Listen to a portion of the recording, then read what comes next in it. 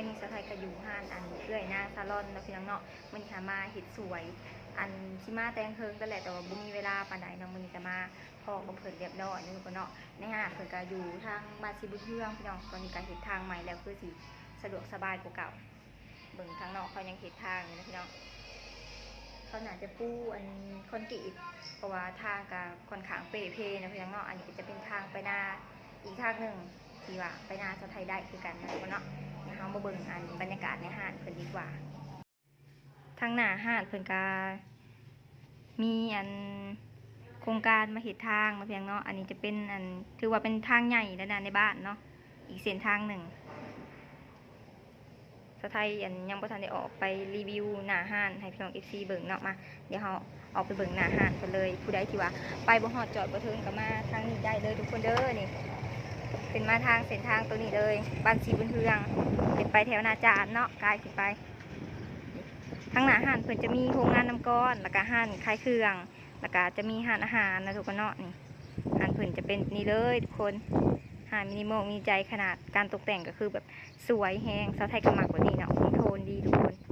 นี่ผู้ใดมาบ่ฮอดจอดบ่ถึงก็สามารถสอบถามสาวไทยได้เด้อพี่น้องเอ้ยว่าสาวไทยก็สนิทกับเพิ่นพอสมควรเลย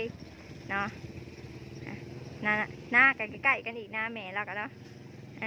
เพื่อนกับแถวๆนี่ใกล้ๆกันบ่ไกลปานใดประมาณลักเดียวก็มาฮอดเพียงเนาะป่าเดี๋ยวเราเข้าไปเบิ่งทางในกันเลยทางในห้างเพิ่นนี่ก็เพิ่นเปิดให้บริการเรียบร้อยเนาะมีทั้งนวดพร้อมสะรีดได้ยังครบไปเลยมีเห็ดเล็บพร้อมทุกคนเนาะครบจบในห้างเดียวผู้ใดที่ว่าบ่อยากไปไกลเที่ยวไปเที่ยวมาแวะห้างเพิ่นนะเพียงเนาะเห็ดบาทเดียวครบเลยจบเลยราคากับพออันแบบว่าพอพังอีกนะนี่ทำอิฐนั้นบริการเข้าผู้เล่นเพราะว่าสะไทยคิดว่าแพงมาเบิ่งทามราคาเพิ่นกักแน่เพราะว่าราคาพอฟังพี่น้องเอ้ยนี่ต้องยานแพงเนาะเข้ามาได้เลยในห้างเพิ่นเจ้าไหนสีพาไปเบิ่งเจ้าของห้างนะทุกคนเนาะเจ้าของห้างเพิ่นอยู่ในเพิ่นจบมาแต่ไทยผู้ได้พี่น้องเอ้ยบ่เป็นของธรรมดาอันนี้เป็นอบอายน้ำบ่เอ้ยเป็นอบอายน้ำนะทั้งลูกค้าทั้งแม่ค้าหัวควันกันเผื่อความงามอดได้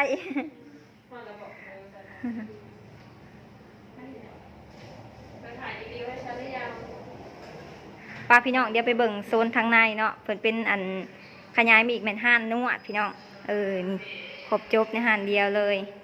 ป้าห้องโถงแบบกว้างควางขนาดสะดวกสบายพี่น้องบ่แออัดเนาะบ่แออัดเลยไม่ค่ากะสวยไม่ค่ากะป้าขนาดกล่องโซดนี่นางหรือว่ากล่องเขามันงามบ่กล่องเขามันงามอยู่แล้ว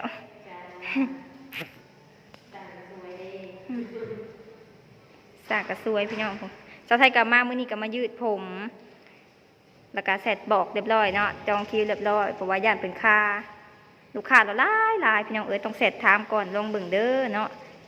มาพี่น้องเริ่มขั้นตอนกันเลยขึ้นห้องเสื้อเรียบร้อยขึ้นเคียงเรียบร้อยกำลังสระหัวเนาะบัดเบิ่งความมีแฮงแล้วกันสระหัวนี่ราคาปกติเท่าใดนะสระเก่าเริ่มต้น30สระได้50โอ้พอสระได้30กะย่องจนว่าแขนลอย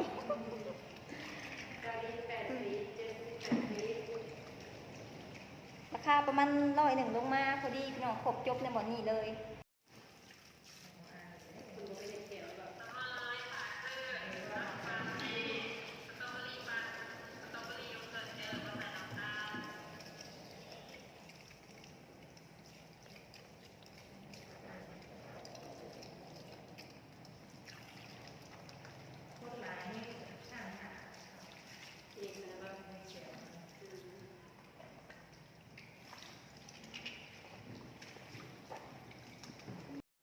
โคตรฟินเลยพี่น้อง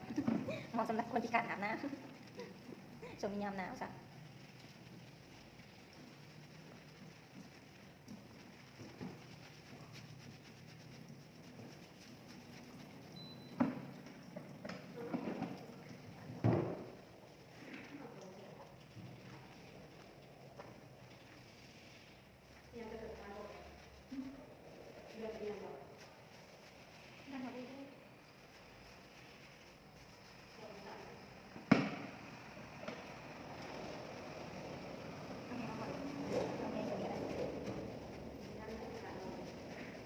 ระบบแห้งข่อยสั่งได้ตามใจเลยพี่น้อง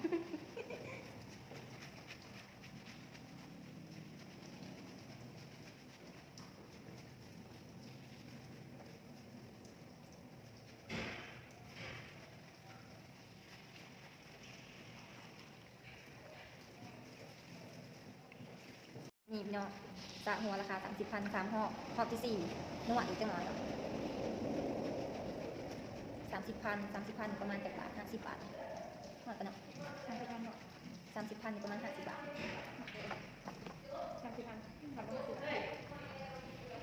ราคาเป็นร้อยจะโคตรฟินเลยนะกูซากอะฟินน้ำผงงามๆงามทำไมค่างามทำไมค่าย่องตัวเองเดือนหนึ่งเป็นว่าบ่ซะแห้งเนาะเพราะว่าเราสียืดผมยันทำแพรแต่ว่าสไตล์นี้เคยยืดผมมาแล้วนี่4 หาเถื่อหาตัวนี้เลยเนาะกะบ่เคยเป็นอย่าง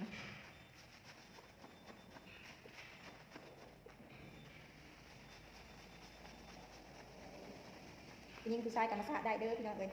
แล้วก็มีตัดผมชายพร้อมตัดผมยิงกันมีเนาะครบจบหาเดียวเลยคือได้ที่ว่าย่านว่าเขามาหาเลยเห็นแต่ของผู้หญิงกับโมเมนต์แต่พี่น้องเลยผู้ชายเขาก็ตัดให้เนาะผมว่าสักให้คือกันเบิ่งเสียงเก่าขอบกินไม่ค่าซื้อยังไม่ค่า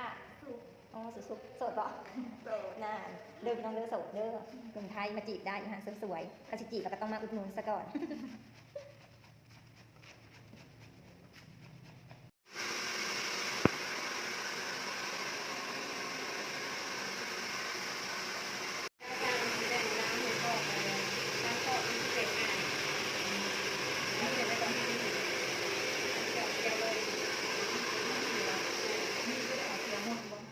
มาหอดขั้นตอนสำคัญแล้วจ้าคือถ่ายรูป ขั้นตอนสำคัญทางดังอาจจะเหลือหน่อยหนึ่งนะพี่น้องเนาะเดี๋ยวเรามาเบิ่งเนาะอันนี้ก็คือตอนยังไม่ทันได้ยืดเป่าเรียบร้อยแล้ว4 พุ่น4 พี่4 ใจ4 1นะพี่น้องเนาะเดี๋ยวเรามาเบิ่งตอนเป็นเห็ดแล้วจักหน่อยนะพี่น้องเพิ่นกับผสมน้ำยาอีกสักแล้วก็มาใส่หัวจะไทยแล้วก็ยืดนั่นแหละพี่น้องเอ้ยถ้าเบิ่งตอนแล้วเด้อว่าสีต่างกันทำไดเนาะนี่ทุกคนอันนี้คือสภาพผมตัวไทยเนาะยิกฟูซะพี่ใหม่ฟ้าใหม่ก็เลยมาเห็ดสวยเนาะพี่น้องอันนี้การหอดขั้นตอนสำคัญคือใส่น้ำยาเจ้าของห้านไปใส่ให้เองเลยได้สวยมากสะอ้อนหุ่นลาวสะอ้อนหุ่นลาวแฮงหุ่นเกี้ยวแบบตัวเอสเลยพี่น้องเอ้ยแต่ว่าหุ่นจะไทยเนี่ยคือตัวเอนี่อ้วนๆเนาะแต่เนาะสงสัยส่วนกินหลายแฮงไม่ได้ออกกำลังกายลูกค้าเราก็ลายพี่น้องแต่ละมื้อนะส่องเขามากก็เห็นอยู่เนาะนี่แต่ว่ามื้อนี้ก็ตะกี้หันเคยมาเป็นแม่ค้าอยู่หาดเรานะขายบักม่วงให้เราก็สั่งตลอดเนาะบัดนี้ก็คือมาเป็นลูกค้าของเราบัดนี้นะมาอุดหนุนกันไปอุดหนุนกันมาเนาะเอ้ยจ้าทำกับผสมเนาะอยากยังทำนะ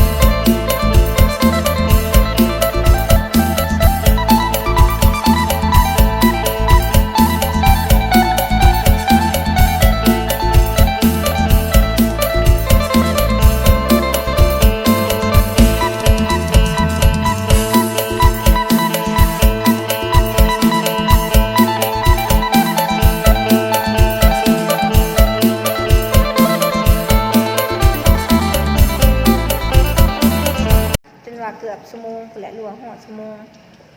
พอดีตัดหยังเรียบร้อยให้สาวซุปเป็นคนจัดการคือเก่า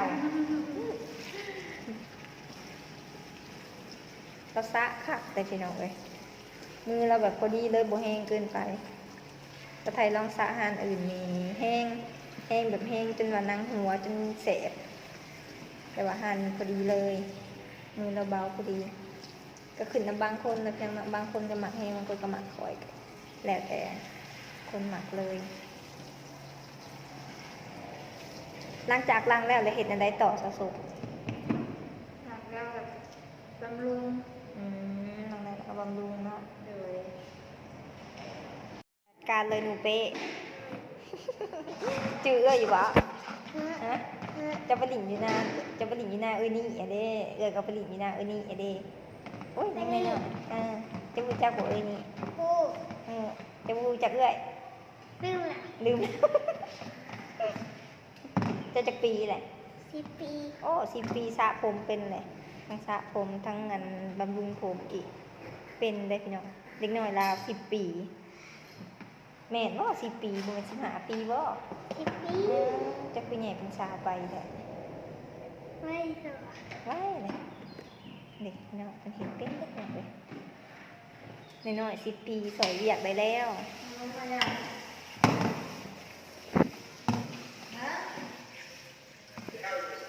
จะเรียนอยู่ป .5 บ่10 ปีเรียนอยู่ป .5 แล้ว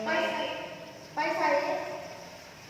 จากที่บำรุงผมเรียบร้อยแล้วสุกบำรุงผมให้เรียบร้อยค่ะขั้นตอนต่อไปสุดท้ายกระบอกมันสิเห็นอย่างตัวคนเนาะเดี๋ยวเราไปติดตามประกันตอนต่อไปเดี๋ยวตอนนี้ให้เราไปเป่าผมให้ก่อนเด้อผู้เด้อเดี๋ยวสุดท้ายสิถ่ายตอนที่แล้วเรียบร้อยให้พี่น้อง FC เบิ่งประกันกันเนาะหัวข่อยอันเดียวนี่3 คน4 คนก็ได้นี่ คุณแม่มาเป่าผมให้อันนี้ลูกสาวเราบ่ให้แม่ระหว่างเลยนะเมื่อทุกคนในเพื่อนต้องได้เห็นวิอยาก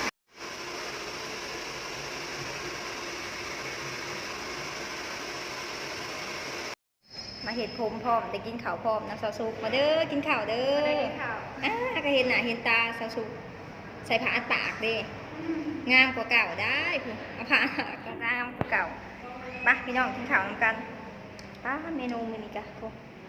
พี่น้องเอ้ยมีลวกไข่แล้วก็ยังปีกเป็ดโอ้หมักถั่วแห้ก็มีกินตำเมี่ยงนี่นะสุกแจ่วพร้อมพี่น้องเลย มีนะ มาพี่น้องกินข้าวเดี๋ยวเขาไทยคอโตกินข้าวก็เดินพี่น้องเด้อเผื่อสิเห็นแล้วก็ประมาณแรงๆพุ่นแหละเนาะ มาสีหาแล้ว ประมาณ4-5ในที่สุดก็แล้วสาวไทยทำมาตั้งแต่10 โมงครึ่งเนาะตอนนี้ก็จน6 โมงแรงทุกคนจนค่ำจนมืดเบิ่งข้างนอกเลยมืดตื้อเลยบาดนี้ใครจะมีไฟตาโหลด ใส่กระแสนางเลยไปส่งป้าคำมืดๆนะคิวมาตลอดเลยบริภาคเลยนะแม่ค้านะแม่ค้ายังสู่อยู่ลูกค้าอยากนอนเลยลูกค้าขอโตกลับก่อนเด้อพี่น้องบัดนี้เงินก็ยังบ่ทันได้จ่ายซ้ำปุ๊บแต่ละบาทเล็บก็เฮ็ดเรียบร้อยป่ะพี่น้อง FC บัดนี้มืองานกันเนาะพี่น้องเนาะ